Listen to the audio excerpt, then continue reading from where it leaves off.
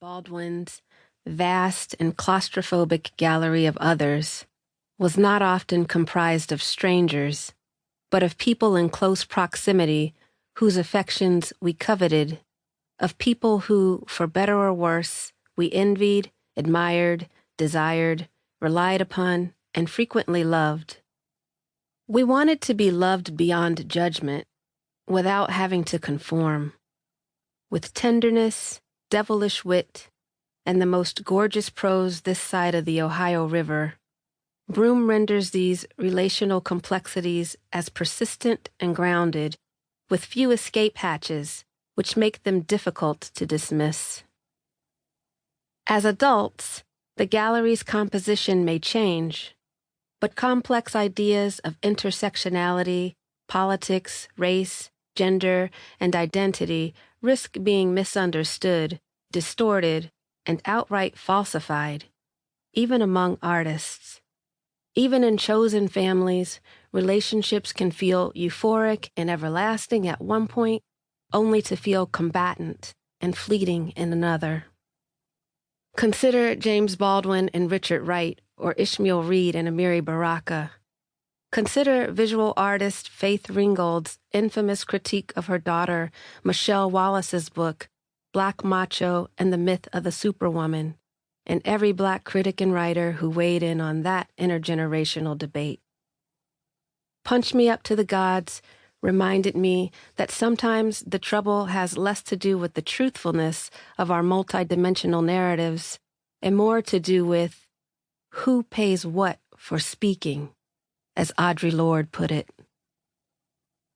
Reading Punch Me Up to the Gods revealed that my concerns about judgment were also about nagging doubts and insecurities, Baldwin's all but everlasting hang-ups and imperfections, which I'd rather not expose publicly.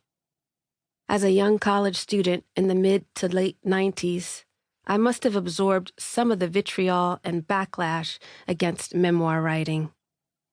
I certainly recall being a poet in an MFA program, attending writers' conferences, and hearing disparaging words spoken about the so-called sham of creative nonfiction threatening the livelihoods of real writers and criticizing the genre's godfather, Lee Gutkind. People hated the word creative, I'm guessing because it implied for them something untrue or invented. The 90s did not seem to me a great time for folks to be all up in their feelings. Luckily, lasting literature has a way of bending time. Punch Me Up to the Gods does this. Broome's unsentimental, unapologetic recollections of the past, some of them cringeworthy, liberate us to view our pasts as well. He is not a self-help or tour guide, but someone offering a portal to his hometown. Broome doesn't aim to coerce or convince us of anything.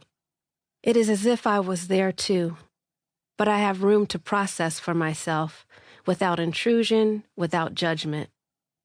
Reading this memoir was more like listening to Broome's stories on a drive in the dark, in which the conversation ebbed and flowed, high and low.